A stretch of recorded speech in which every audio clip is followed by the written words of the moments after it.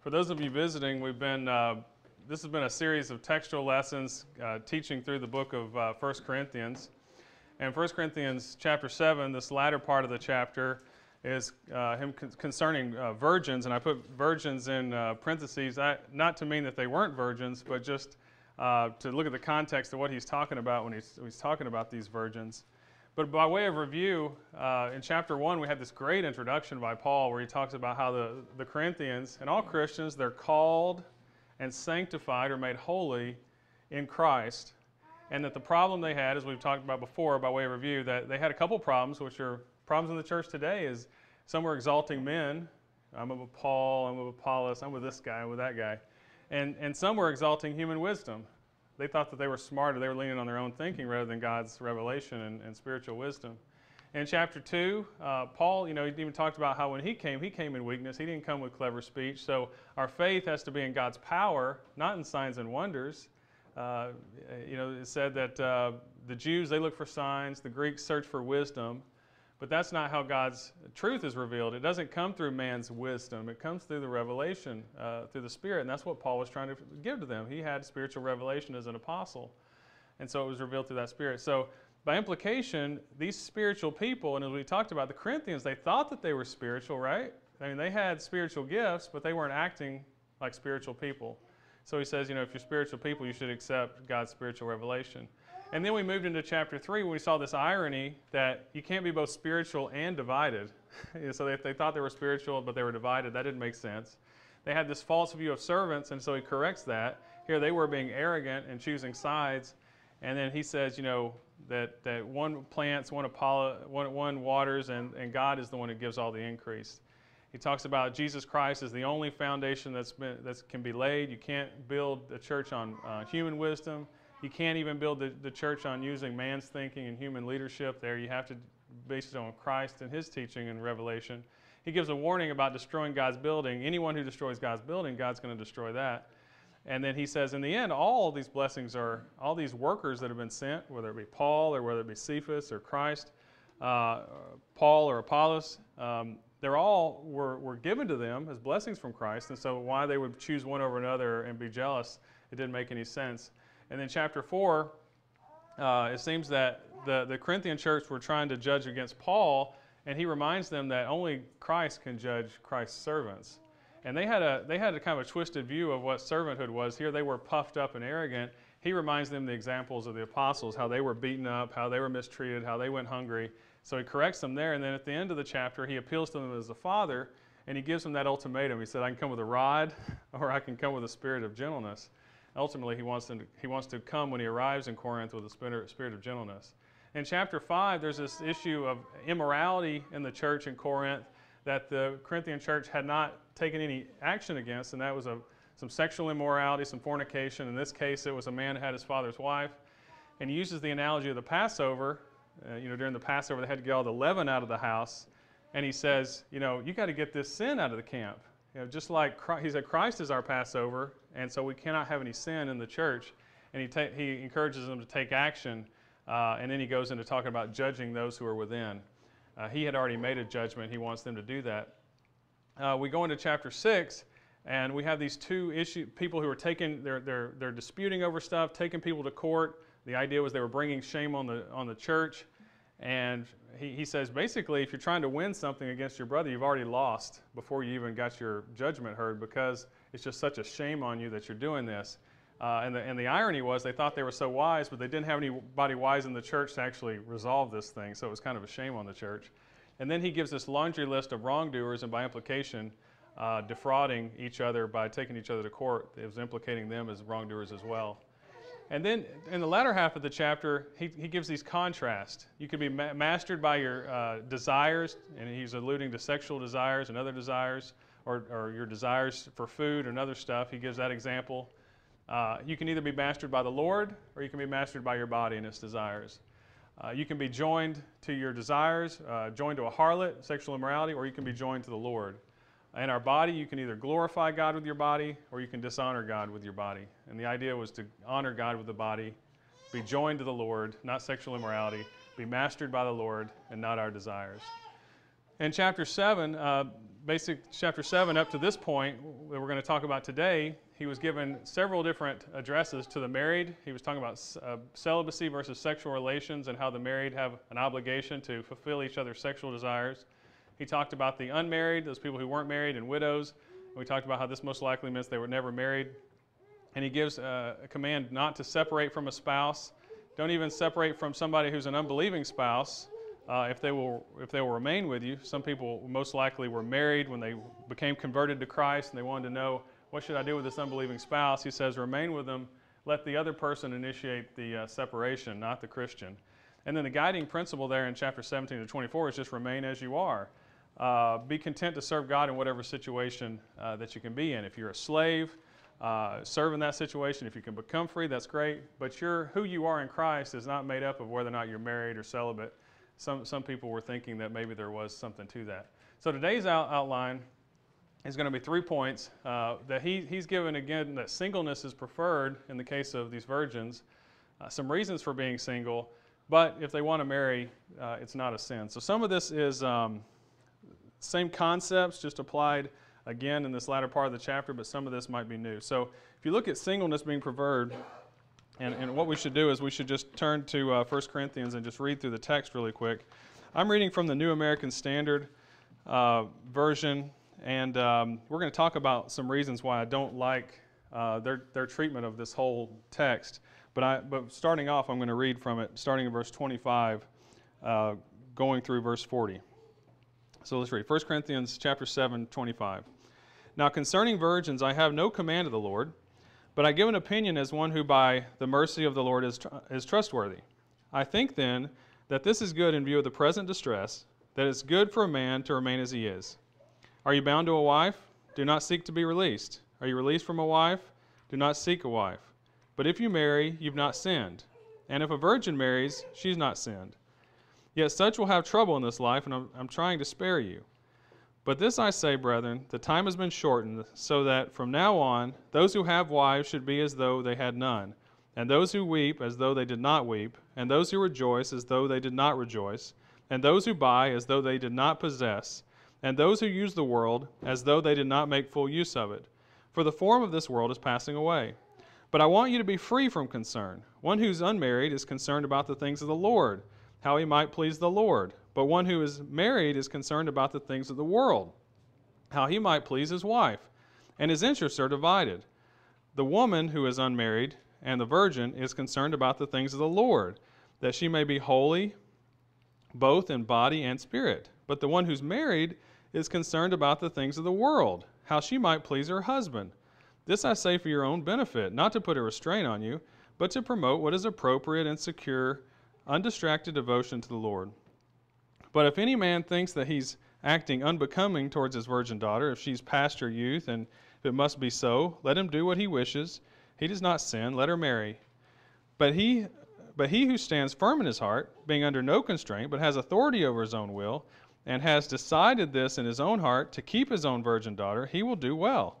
So then both he who gives his own virgin daughter in marriage does well, and he who does not give her in marriage will do better. A wife is bound as long as her husband lives, but if her husband's dead, she's free to marry to whom she wishes, only in the Lord.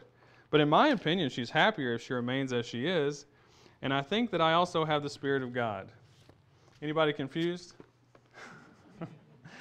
So this is one of those troubling sections of text, and I think there's some questions. I'm going to give my best attempt. I have a lot of questions about this.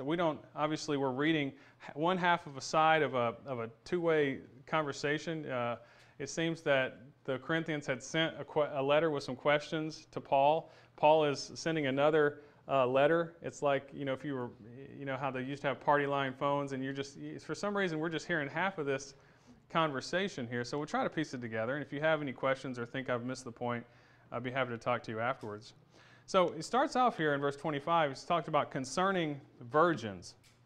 So a new topic is being signaled by this. And I think for some reason they had some questions about these virgins.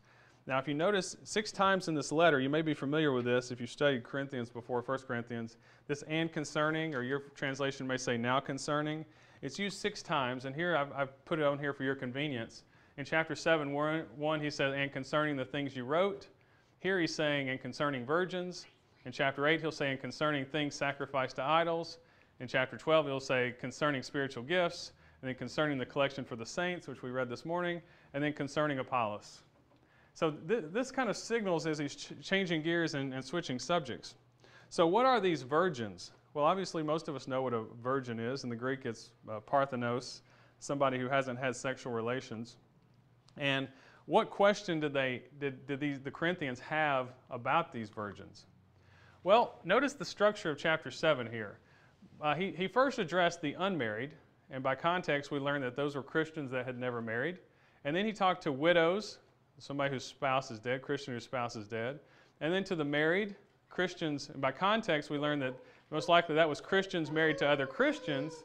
And how we know that is because later he dropped down and he said to the rest, and talked about not leaving an unbelieving spouse, which that would be Christians married to non-believers. You see how he's addressing every kind of marital situation that might be possible, to the unmarried, to the widows, to the Christians married to Christians, Christians married to non-Christians, and then he comes down here concerning virgins. Now, I haven't really backed this up with evidence yet, but what I'm going to try to show throughout this lesson is I think in context he's talking about what should people do if there's these maidens who are already engaged. Should we keep them at home, or should they not marry, or should they go ahead and engage in marriage? He talked about what the unmarried should do, the widows, the people who are married, all these different situations, and he gets down here to concerning virgins. But in any case, they most likely ask a question about these virgins, and I want you to think about the possibility that some people were engaged, and they might have been forbidding these virgins to get married, thinking that they would be sinning by doing so. Now, I know that seems strange in our culture, but based on already what he's been talking about in chapter 7, we already know that some people were forcing celibacy on people, and even so, some people were forcing celibacy even in marriage. And that's why he had to say, don't defraud one another in your desires. So we get down here, and they had some questions about virgins. Now, when he says in verse 25, I don't have a command concerning this from the Lord, meaning this is not a matter of sin or not sin, but he's going to give his counsel. Okay? He said, I don't have a decree from the Lord, but I give you my counsel. Now, we need to think about this. We can't just dismiss an apostle's advice. That would be foolish, right? But it's not the Lord's decree. So you got to think about Lord's decree versus Paul's counsel. Now, when an apostle tells you something, he does have some authority because he's chosen. But disobeying the Lord's decree would be sin, whereas disregarding apostles' advice is not necessarily sin, but could be foolish, because obviously he has spiritual revelation and he's counseling them on the situation because of the present distress. He's going to talk about this further. So I just want to make sure that there's a distinction there, that I don't think that this is what he's going to say is the Lord's decree or command. He says that, but he's given his counsel, and it should be listened to. It should be valued. Some people don't value Paul's advice. They only look for the red letters of what Jesus said. Now, further, he qualifies the fact that he can give counsel by saying, as one who received mercy from the Lord, to be trustworthy. So that is why you should listen to him. I don't have a command. I'm giving you my counsel as one who has received mercy from the Lord to be trustworthy. So his counsel should be considered as trustworthy. Do you take advice from somebody who you can't trust? No, you don't. So he's building up his credibility, saying that he can be trusted. And he's not appealing on the basis of command. This is not a do this, don't do that. This is, this would be better for you because I'm concerned about you. And this is what I want the best thing for you in this situation. So he's giving them the best advice he knows of what he thinks is good concerning these virgins. And so in verse 26 he says, I deem that this to be good. Now this is repetitive or similar advice he gave all the way back in chapter 7 verse 1, where he said it's good for a man not to touch a woman. Now I think what was going on in Corinth is some people were appealing to celibacy and using Paul and saying, look at Paul. Paul's celibate, so Paul must think celibacy is good, and so we all must be celibate. And so he straightened them out in chapter 7 verse 1. He says, I agree that it's good not to touch a woman, but the married have an obligation. And here he's saying, I deem that it's good for virgins to remain as they are on account of the present distress. Really, in 7:26. But we don't know what that present distress is. I wish we knew. It could be because of the tribulation that's going on. It could be because of they're looking for an imminent, some kind of immediacy, their eschatology view. But I think maybe it's just the problems that occur in the relationship. We're not exactly sure. And so perhaps Paul is agreeing with them that it's good for virgins not to marry, but for a different reason than they would say. And I hope that makes sense. So it's not a command, it's just good advice. Does that make sense? So he's probably agreeing with them, but not for the same reasons that they would do it.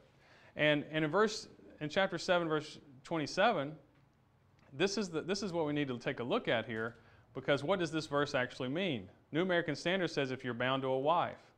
Well, the original language doesn't say bound to a wife per se, it says bound to a woman. And the word for woman and wife is the same word. You have to look at the context to see what it means. It's guna. But if you're bound to a woman, do not seek releasing. If you're released from a woman, do not seek a woman. And it's a similar structure to what we see back in verse 18 where he talked about circumcision. If you're circumcised, don't try to reverse your circumcision. And if you're not circumcised, don't try to be circumcised. Remain as you are. That was the theme, right? And the same thing with slaves. If you're a slave, don't be overly concerned with it. Serve God. If you can become free, that's great. And so I think his idea here is the same. If you're bound to a woman, don't necessarily be concerned with it and seek release. If you're released from a woman, don't seek a woman. So he's basically restating his whole theme again as remain as you are. But do we understand this verse properly? I'm not sure that we do. I'm not sure that I do. But this is what we're going to look at. I want to propose this. Bound to a woman could mean engagement. Literally, if you're bound to a woman, don't seek to release or break the engagement. If you're released from a woman, don't seek a woman. It seems to fit the context of these virgins who perhaps were betrothed. And so it would mean something like this. If you're engaged to a woman, don't break off the engagement. If you're free from such a commitment, don't necessarily seek to be engaged. Don't worry about this. Just serve God. But what happens if they do get married? Well, in verse 28 he says, and if you should marry, you've not sinned. Right? If the virgin should marry, she's not sinned. So the you here and the virgin, that's the betrothed couple. That's both sides of the betrothed couple. Neither party would be guilty of sin in marriage. And perhaps, in this situation, maybe the virgin doesn't have a choice. Maybe there's a young Christian woman. There was a young woman betrothed to some guy, and she becomes a Christian. And now she's wondering, well, should I get married to this guy? We're betrothed. You see that could be a predicament. In those situations, maybe somebody else would betroth her to this guy. But neither party is necessarily guilty of sin if they marry. Now, this implies that some people there must have thought that it was going to be sinful for these people to get married. And he's setting the matter straight. This is a matter of concern for them. He says, and such, those people who would get married, they're going to have tribulation in the flesh, and he would like to spare them from that.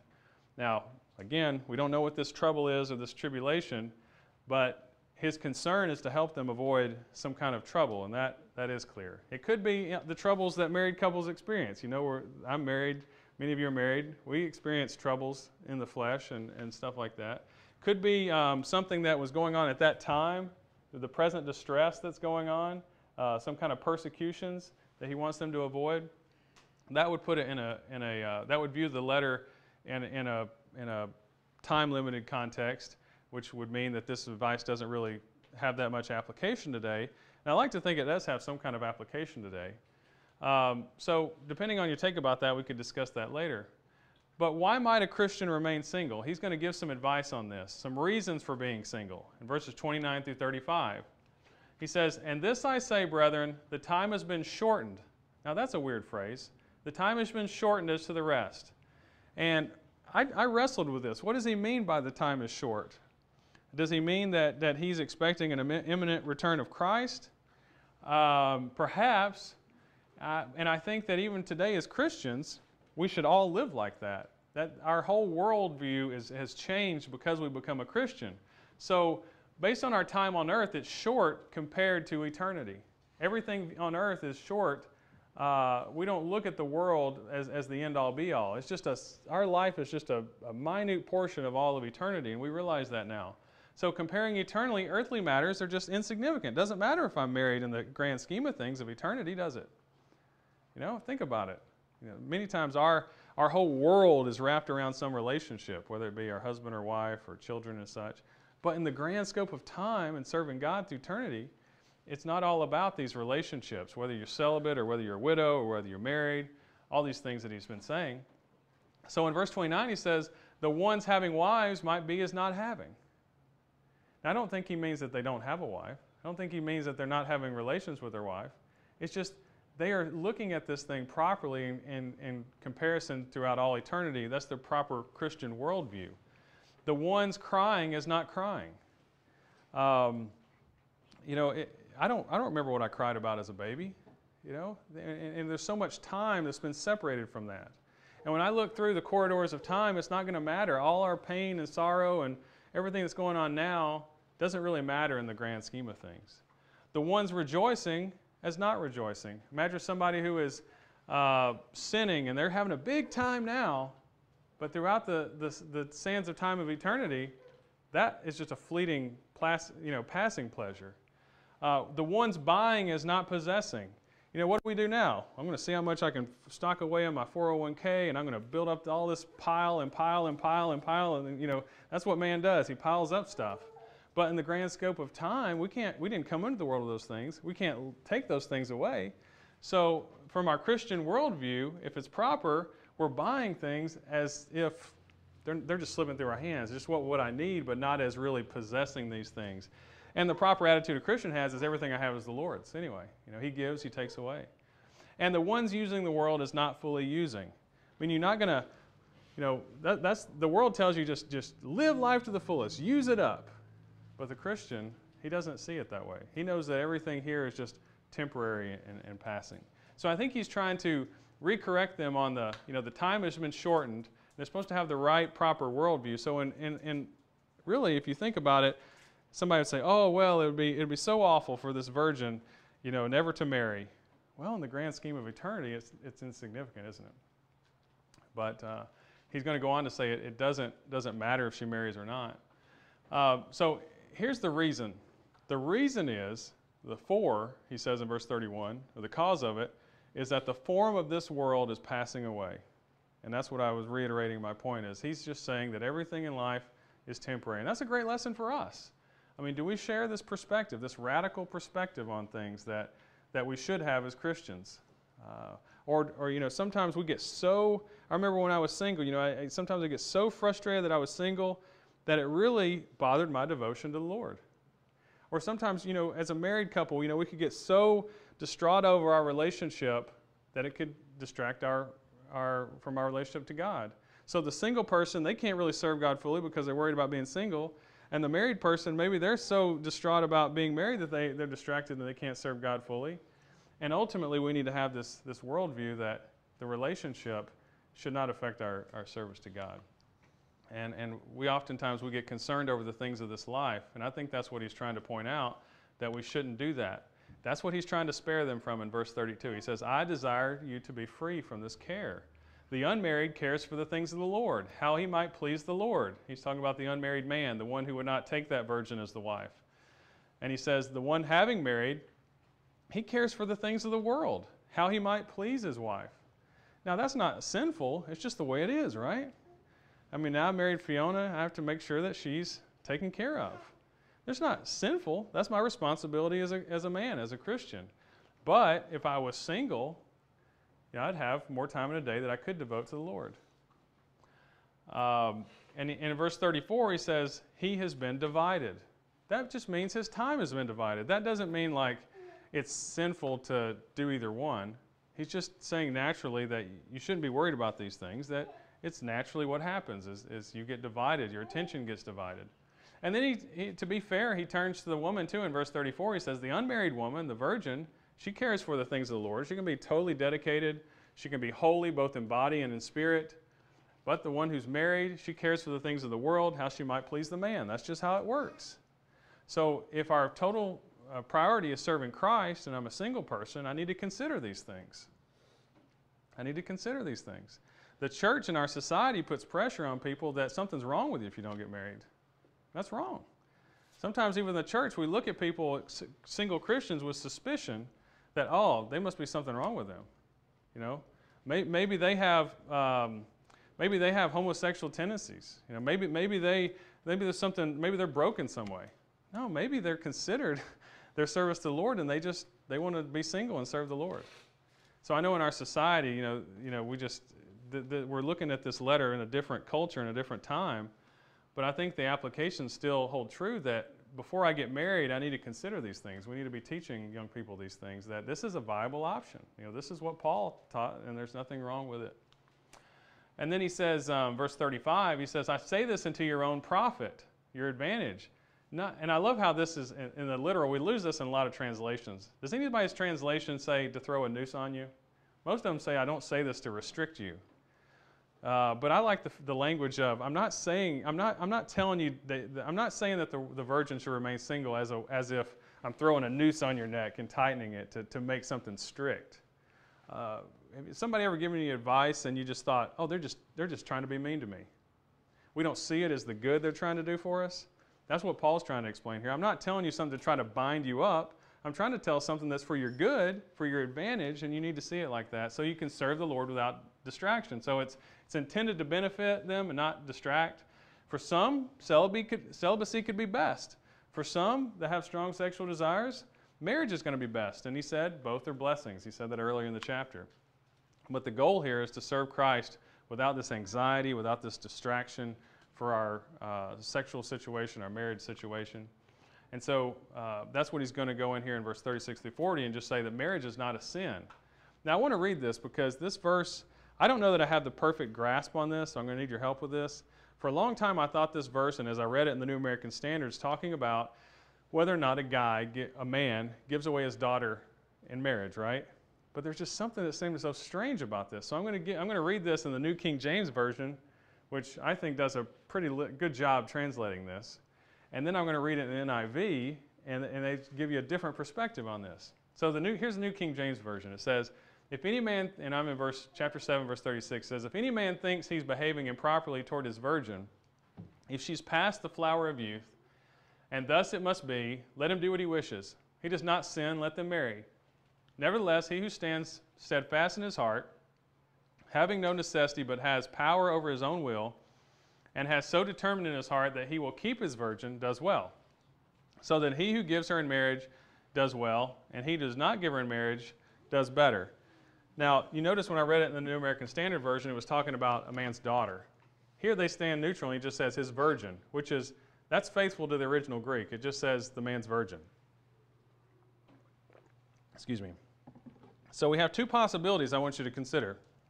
If a man has a virgin, it could be his daughter, but it could also be his the woman he's engaged to. And the NIV renders it that way. I'm not a big fan of this translation, as a whole, because I like literal translations, but I think that they did a good job on fitting the context of this. And I'll read it. It says, if anyone is worried that he might be not acting honorably toward the virgin he's engaged to, and his passions are too strong and he feels he ought to marry, he should do as he wants. He's not sinning. They should get married. But the man who has settled the matter in his own mind, who is under no compulsion but has control over his own will, and that means control over his own sexual desires, and who's made up his mind not to marry the virgin, this man does the right thing. So then he who marries the virgin does right, but he who does not marry the virgin does better. So I want you to consider the situation that a man was engaged. Maybe he was engaged for a year, maybe longer to this lady. In the meantime, he becomes converted. He's a Christian. What should he do? Should he marry the woman now, or should he remain single and just be devoted to the Lord? So if that's the case, then Paul would be saying he can go ahead and marry her if his sexual desires are strong. So let him do what he wants to do. He's not sinning. So some might command the engaged people to remain single, but Paul says, let them marry. I'm not absolutely sure about that. You could view it either way. I have no problem. If you think that it's whether the father is the one who's supposed to keep his daughter at home the rest of her life, that just seems strange for me. That didn't fit well in the context of him talking about whether or not virgins should marry. This seems like good advice to the guy who's engaged to the virgin to say whether or not he should take her as the wife or not. That seems to make more sense. So in verse 37, this idea of being steadfast in his heart, not having to stress over his sexual desires, but he can control his own will, then he can guard his virgin, keep his virgin, meaning keep the virgin a virgin. He'll do well. And in verse 38, he says that either way it's fine, but the one who doesn't give in marriage will do better. So Paul sees celibacy as better, but that's just his advice. Both are doing good, and either way, whether they marry, they're not sinning. Whether they're not marrying, and wholly dedicated to God, that works too. And so that's the advice he gives. Now in verse 39, he's going to give some further advice to the people who would go ahead and get married. He says, a woman has been bound for as long as her husband may live. Now, why would he be saying this? I think he's saying, well, if you go through with a marriage, you need to remember that it's a lifelong commitment, which reflects Jesus' teaching, right? But that would have been counter to the popular Jewish culture at the time. The popular Jewish culture at the time said, and even Jesus argued with the Jews about this, can a man put away his wife for any reason? So Paul is backing up what Jesus taught, that if you take that woman as a wife, it is a commitment, and you need to treat it as a strong commitment. And even in our culture today, we don't respect marriage as our culture, and it's just a temporary thing. But he's saying if you remarry, if you do decide to marry, just remain as you are. And that's a continuation of the theme that he's been talking about all through chapter 7. So what if the husband dies? In verse 39, he says, if the man should sleep or die, she's free to marry whom she desires. And we obviously know this, probably most of us do, that death ends that marriage covenant. She can remarry. Now what's interesting about this is that she can marry whom she desires. In the first situation, is if she was betrothed against her will to somebody, she might not have a choice in the first marriage. I'm not sure. But now the young Christian convert, she can be betrothed to whoever she wishes, but there's a stipulation on that says, in the Lord. Verse 39, she's free to be married to whom she desires, only in the Lord. And I take this to mean, he probably means to a believer. Now, it would be unlikely, if you think about it, for a Christian to do otherwise. If somebody is totally dedicated to serving God and they're having to wrestle with, should I remain single my whole life or should I get married? If that's your mindset, should I remain single and just serve God or should I get married? Well, if you get married, wouldn't it be better to stay single and serve the Lord than to be bound and to this unbeliever? So most likely, a Christian wouldn't choose to marry an unbeliever anyway. And this seems to be consistent with what Paul teaches in the second letter, 2 Corinthians chapter 6, 14 and 15, where he's saying, what business does a believer have with an unbeliever?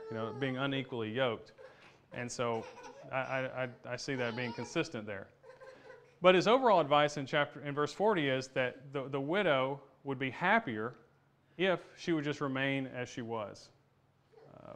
There can be a situation where a man dies and the widow still has strong sexual desire, and we know that it's no problem if she remarries. In fact, we learn about that later. He's going to talk about that.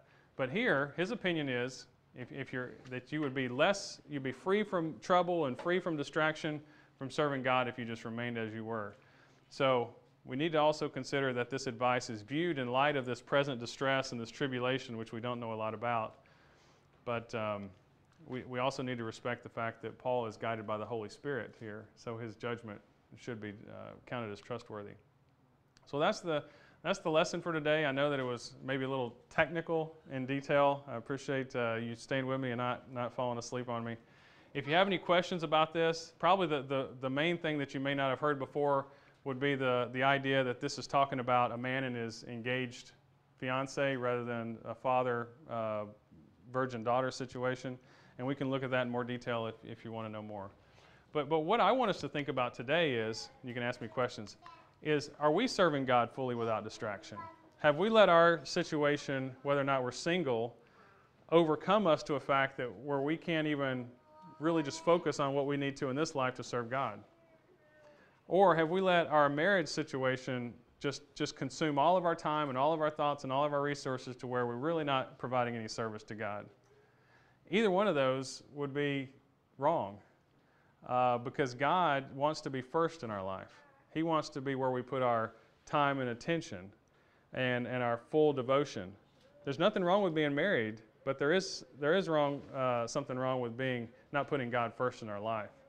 And I think this whole chapter is addressing that idea where Paul is trying to get them to realize that devotion needs to be first in their life, and they don't need to be concerned or anxious over these situations. So my question to us this morning is, if we're not putting God first in our life, if we let our relationships or our lack of relationships get in the way, let's re-up. Let's commit to Christ. If we're a Christian this morning, let's reprioritize. If we're not a Christian, we need to realize that is what God is calling us to do, is to put Him first. And I hope that if you're not a Christian and hadn't considered that you would commit to doing that. And if there's something that we can do for you this morning, we invite you to make a commitment to God or to recommit to God. And if we can pray for you in any way, we want to make that offer available. We'd ask you to come and make that need known as we stand and as we sing.